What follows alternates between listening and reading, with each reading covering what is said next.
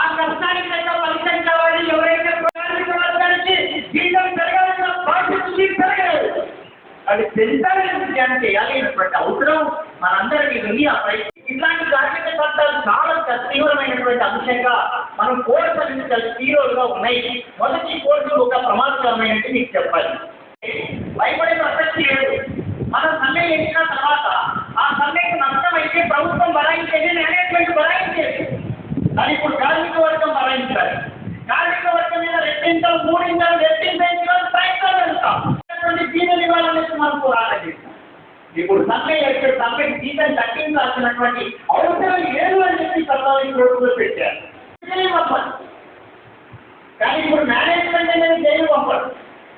కార్మిక వర్గం పోరాటం చేస్తే ఆందోళన చేస్తే మన చేతులకి జైలు ఉంటారు. తీవ్రంగా ఉన్నటువంటి పరిస్థితి. ఈరోజు మహిళలకు సంబంధించి అనేక చట్టాలు ఉన్నాయి. మెటర్నిటీ ఉండడానికి ఈరోజు షాపింగ్ మాల్ కనీసం టాయిలెట్ సౌకర్యం కూడా ఉండదు. ఇది చాలా ప్రమాదకరమైనటువంటి సంగతులు మనం గమనించాలి. పిల్లల చదువుల కోసమో ఇంకొకరు లేదంటే భద్రతగా రక్షణగా ఉండగలిగినటువంటి బ్యాంకు రంగాన్ని కూడా ప్రైవేటీకరణ చేస్తూ ఉన్నారు. ఏ ఒక్కరు నియమించాలా? 5 సంవత్సరాలు ఉంటారు కానీ ఉద్యోగి మాత్రం 5 సంవత్సరాలు కాదు కదా, 65 ఉన్నటువంటి 5 సంవత్సరాలు కదా, 5 రోజులు కూడా ఉండడానికి లేదు. దేశంలో నరేంద్ర మోడీ అధికారంలోకి వచ్చిన తర్వాత మూడోసారి చాలా దూకుడుగా వ్యవహారం చేస్తూ ఈ దేశంలో సంపద సృష్టికర్తలైనటువంటి కార్మిక వర్గాన్ని కుదేలు చేస్తూ ఉన్నాడు.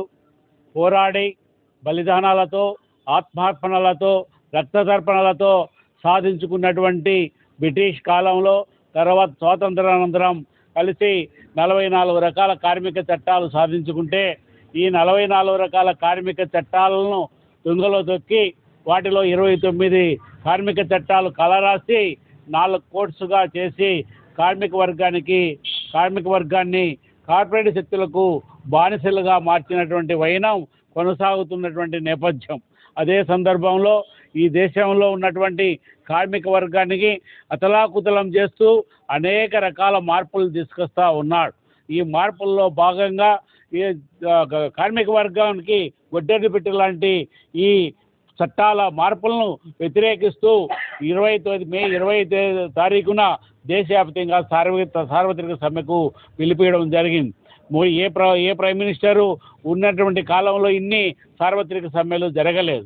మోడీ కాలంలోనే ఇన్ని సార్వత్రిక సమ్మెలు జరుగుతున్నాయంటే కార్మిక వర్గాన్ని ముప్పేట దాడి చేస్తూ ఉన్నాడు. కాబట్టి ఈరోజు కార్మిక వర్గం దేశవ్యాప్తంగా తిరుగుబాటు చేస్తూ ఉన్నది.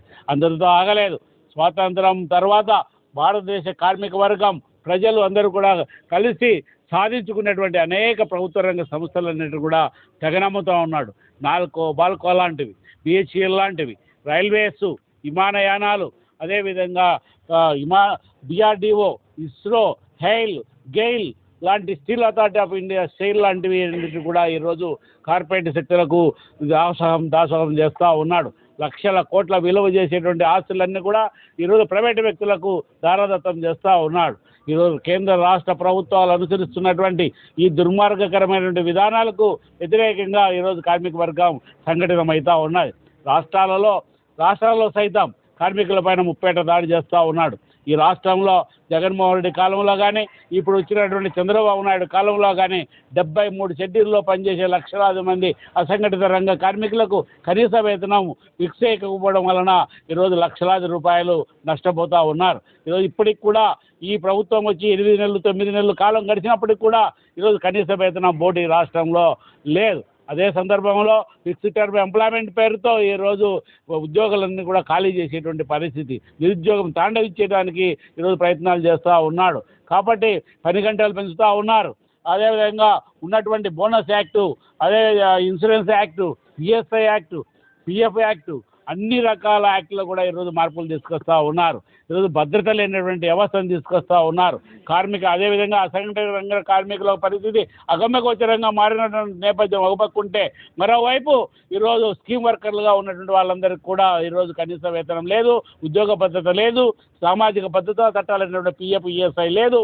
కాబట్టి ఇటువంటి అనేక రకాల విధానాల వలన కార్మికులను కుదేలు చేస్తున్నటువంటి నేపథ్యంలో దేశవ్యాప్తంగా అన్ని కేంద్ర కార్మిక సంఘాలు 456 స్వతంత్ర ఫెడరేషన్లు అనేక వేల కార్మిక సంఘాలు కలిపి గొంతెత్తి ఈరోజు ఏకతాటిపైకి వచ్చి మోడీ ప్రభుత్వాన్ని గద్దె దింపేదానికి ప్రభుత్వానికి గోరి కడతాం సమాధి కడతామని చెప్పేసి కార్మికుల హక్కులు కాల రాస్తే ఖబర్దార్ జాగ్రత్త అని చెప్పి 20వ తేదీ సమరశంఖం పూరించబోతా ఉన్నారు.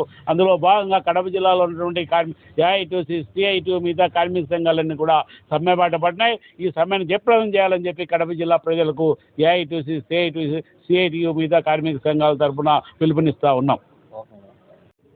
దేశంలో కార్మిక వర్గానికి నష్టం కలిగించి హక్కు లేకుండా చేస్తే 4 కోర్సును రద్దు చేయాలని చెప్పి కార్మిక సంఘాలుగా సిఐటియు ఏఐటీయూసీ ఇతర కార్మిక సంఘాల ఆధ్వర్యంలో మే 20వ తేదీ దేశవ్యాప్తంగా సమ్మె తలపెట్టడం జరిగింది.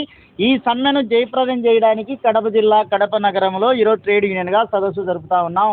ముఖ్యంగా ఒక బాధాకరమైన సంఘటన ఏంటంటే మన భారతదేశంలో ఉగ్రవాదులు మనుషులను చంపడాన్ని మేము కార్మిక సంఘాలుగా తీవ్రంగా వ్యతిరేకిస్తూ ఉన్నాం, ఖండిస్తూ ఉన్నాం. వారిపైన ఉగ్రవాదులపైన ముందుగా చర్యలు తీసుకోవాలని చెప్పి మేము కోరుతా ఉన్నాం. రెండో దానికి సంబంధించి ఈ తరుణంలోనే కార్మిక వర్గం పైన భయంకరంగా ఈరోజు కార్మిక చట్టాల్లో మార్పులు తీసుకొస్తున్నారు. కార్మికులకు రక్షణ లేకుండా, కార్మికులు భద్రత లేకుండా, ఉపాధి లేకుండా, జీతం పెంపు లేకుండా తీవ్రమైన ప్రయత్నం జరుగుతుంది. దీన్ని వ్యతిరేకిస్తూ ఉన్నాం. మూడోది పబ్లిక్ సెక్టార్ అన్ని కూడా ప్రైవేటీకరిస్తున్నారు. ఎల్ఐసి ఈరోజు బిఎస్ఎన్ఎల్ పోస్టల్ ప్రభుత్వం గుర్తుపెట్టుకోవాలి. డిఫెన్స్ లాంటి ఈరోజు ఉగ్రవాదులు ఈరోజు దాడి చేసి ఛిద్రహింస చేసి మొత్తం ఏమాత్రం కూడా తునాతునకలు చేసిన చరిత్ర డిఫెన్స్ లాంటిని కూడా ఈరోజు ప్రైవేటీకరించడానికి కేంద్ర ప్రభుత్వం ప్రయత్నం చేస్తూ ఉంది. ఎప్పుడైనా గుర్తుపెట్టుకొని పబ్లిక్ సెక్టార్ను కాపాడాలని చెప్పి మేము అందరికీ విజ్ఞప్తి చేస్తాం. మూడోది కులం పేరు మీద, మతం పేరు మీద, మతోన్మాదాన్ని ఈరోజు అందరినీ ఇబ్బంది పెట్టడానికి ప్రయత్నం చేస్తూ ఉంది. దీన్ని వ్యతిరేకిస్తూ ఉన్నాం. నాలుగోది మొత్తం కార్మిక వర్గానికి మినిమం 26,000 జీతం తగ్గకోకుండా ఇవ్వాలి అని చెప్పి చేస్తా ఉన్నాం. పబ్లిక్ సెక్టర్ కాపాడు వీళ్ళనందరినీ మీ ద్వారా మీతో సహా పర్మనెంట్ చేయాలని, మీకు రక్షణ కల్పించాలని మీ ద్వారా కోరుతా ఉన్నాం. మీరు కూడా రేపు 20వ తేదీ సమ్మెను జయప్రదం చేయాలని మీ ద్వారా అందరికీ చెప్తారని చెప్పి ఆశిస్తూ సెలవు తీసుకుంటున్నాను. Thank you.